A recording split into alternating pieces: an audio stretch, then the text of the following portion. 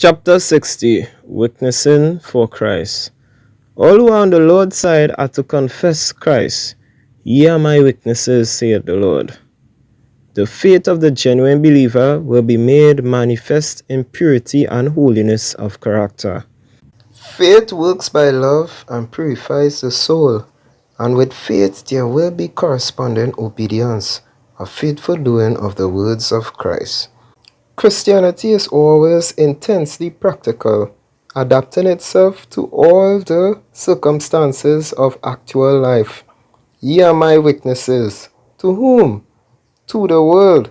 For you are to bear about with you a holy influence. Christ is to abide in your soul, and you are to talk of him and make manifest the charms of his character. Our conversation. The fashionable religion of the time has so molded character that youth who make a profession of Christ scarcely mention his name to their associates.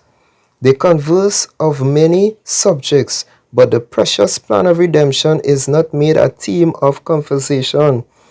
Suppose that as practical Christians we should change this order of things and show forth the praises of him who had called us out of darkness into his marvelous light.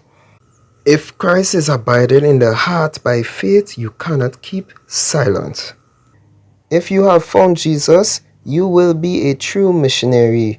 You are to be enthusiastic in this matter and let those know who do not appreciate Jesus that you have found him precious in your soul, that he has put a new song in your mouth, even praise to God.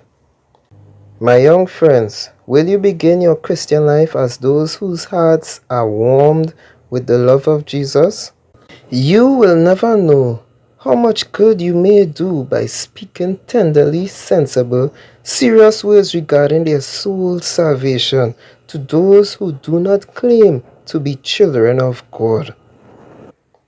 On the other hand, you may never know until the judgment how many opportunities to be Christ's witnesses you have left unimproved. You may never know in this world the mischief you have done to some soul by your little acts of frivolity, your cheap talk, your levity, which was wholly inconsistent with your holy faith. Winning loved ones. It is true that you may feel a sort of anxiety for the souls of those you love. You may seek to open to them the treasures of truth, and in your earnestness shed tears for their salvation.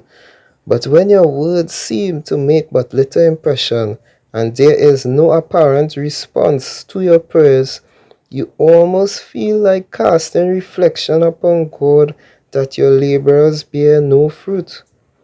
You feel that your dear ones have special hardness of heart and that they do not respond to your efforts. But have you thought seriously that the fault may lie in your own self? Have you thought that you are pulling down with one hand that which you are striving to build up with the other? At times, you have permitted the Spirit of God to have a controlling power over you, and at other times, you have denied your faith by your practice and have destroyed your labor for your loved ones. For your efforts in their behalf have been made of none effect by your practice. Your temper, your unspoken language, your manners, the repining state of your mind, your want of Christian fragrance, your want of spirituality, the very expression of your countenance has witnessed against you. Never underrate the importance of little things. Little things supply the actual discipline of life. It is by them that the soul is trained, that it may grow into the likeness of Christ, or bear the likeness of evil. God helps us to cultivate habits of thought, word, look, and action that will testify to all about us that we have been with Jesus and learned of him. Earnestness.